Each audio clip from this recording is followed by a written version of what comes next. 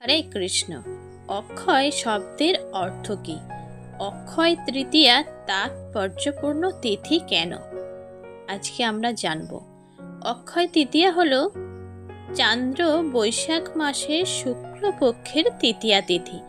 অক্ষয় তৃতীয়া বিশেষ তাৎপর্যপূর্ণ তিথি।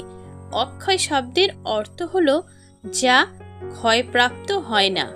বৈদিক বিশ্বাস অনুসারে এই পবিত্র তিথিতে কোনো শুভকর্ম সম্পন্ন হলে তা অনন্তকাল অক্ষয় হয়ে থাকে। যদি ভালো কাজ করা যায় তো তার জন্য আমাদের লাভ হয় অক্ষয়পূর্ণ, আর যদি খারাপ কাজ করা হয় তবে লাভ হয় অক্ষয় পাপ। তাই এদিন খুব সাবধানে প্রতিটি কাজ করা উচিত। খেয়াল রাখতে হয় ভুলেও যেন কোনো খারাপ কাজ না হয়ে যায়। কখনো যেন কটু কথা না বেরোয় মুখ থেকে। কোনো কারণে যেন কারো ক্ষতি না করে ফেলি বা কারো মনে আঘাত দিয়ে না ফেলি। তাই এদিন যথাসম্ভব মৌন থাকা জরুরি। আর এদিন পূজা, জপ, ধ্যান, দান, অপরের মনে আনন্দ দেওয়ার মতো কাজ করা উচিত। যেহেতু এই তৃতীয়ার সব কাজ অক্ষয় থাকে, তাই প্রতিটি পদক্ষেপ ফেলতে হয় সতর্কভাবে। এই দিনটা ভালোভাবে কাটানোর অর্থ সাধন জগতের অনেকটা পথ একদিনে চলা। এবারের অক্ষয় তৃতীয়া সকলের ভালো কাটুক এই কামনাই করি।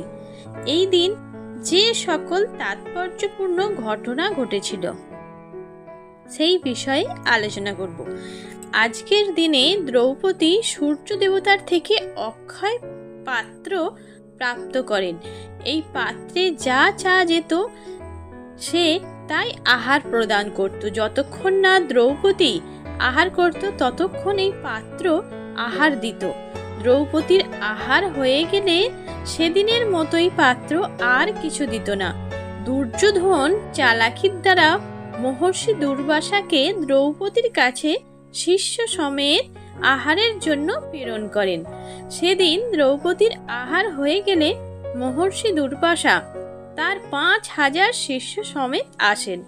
পাণ্ডবগণ মহা চিন্তায় পড়লেন, কারণ দুর্বাসা মুনি ক্ষিপ্ত হলে তার অভিশাপ কিন্তু ভয়ানক, কিছু একটা হতে পারে। তাই তারা বিপদভঞ্জন মধুসূদনকে স্মরণ করলেন। শ্রীকৃষ্ণ এসে সব শুনে দেখলেন যে সেই অক্ষয় পাত্রে বিন্দু মাত্র সাকান্ন অবশিষ্ট আছে। ভগবান তাই সেবা নিলেন। সাথে সাথে সমগ্র জীবের উদর তৃপ্তি হলো। দুর্বাসা মুনি ও তার শিষ্যদের মনে হলো তারা আকণ্ঠ খেয়েছেন, চলার শক্তি নেই, উদর খাদ্যে পূর্ণ। পরদিন পাণ্ডবেরা মহর্ষি দুর্বাসা ও তার শিষ্যদের আদর যত্ন আপ্যায়ন করে ভোজন করালেন। এদিনই বিষ্ণুর ষষ্ঠ অবতার পরশুরাম জন্ম নেন পৃথিবীতে। এই দিনই রাজা ভগীরথ গঙ্গা দেবীকে মর্তে নিয়ে এসেছিলেন। এই দিনই গণপতি গণেশ বেদব্যাসের মুখ নিঃসৃত বাণী শুনে মহাভারত রচনা শুরু করেন। এই দিনই দেবী অন্নপূর্ণার আবির্ভাব ঘটে। এই দিনই সত্যযুগ শেষ হয়ে ত্রেতা যুগের সূচনা হয়।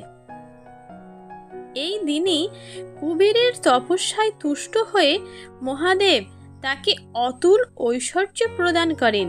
এই দিনই কুবেরের লক্ষ্মী লাভ হয়েছিল বলে এদিন বৈভব লক্ষ্মীর পূজা করা হয়। এদিন ভক্তরাজ সুদামা ও শ্রীকৃষ্ণের সাথে দ্বারকায় গিয়ে দেখা করেন এবং তার থেকে সামান্য চাল ভাজা নিয়ে শ্রীকৃষ্ণ তার সকল দুঃখ মোচন করেন। এই দিনই দুঃশাসন দ্রৌপদীর বস্ত্রহরণ করতে যান এবং সখী কৃষ্ণাকে রক্ষা করেন শ্রীকৃষ্ণ। শরণাগতের পরিত্রাতা রূপে এদিন শ্রীকৃষ্ণা দ্রৌপদীকে রক্ষা করেন। এদিন থেকেই পুরীধামে জগন্নাথ দেবের রথযাত্রা উপলক্ষে রথ নির্মাণ শুরু হয়। কেদার, বদ্রী, গঙ্গোত্রী, যমুনোত্রী ও মন্দির 6 মাস বন্ধ থাকে। এই দিনই তার দ্বার উদ্ঘাটন হয়। দ্বার খুললেই দেখা যায় সেই অক্ষয় দ্বীপ, যা 6 মাস আগে জ্বালিয়ে রাখা হয়েছিল। এই দিনই সত্য যুগের শেষ হয়ে প্রতিকল্পের ত্রেতা যুগ শুরু হয়। দেখলেন তো কত মাহাত্ম্যপূর্ণ এই অক্ষয় তৃতীয়া। অক্ষয় তৃতীয়া সকলের ভালো কাটুক। হরে কৃষ্ণ।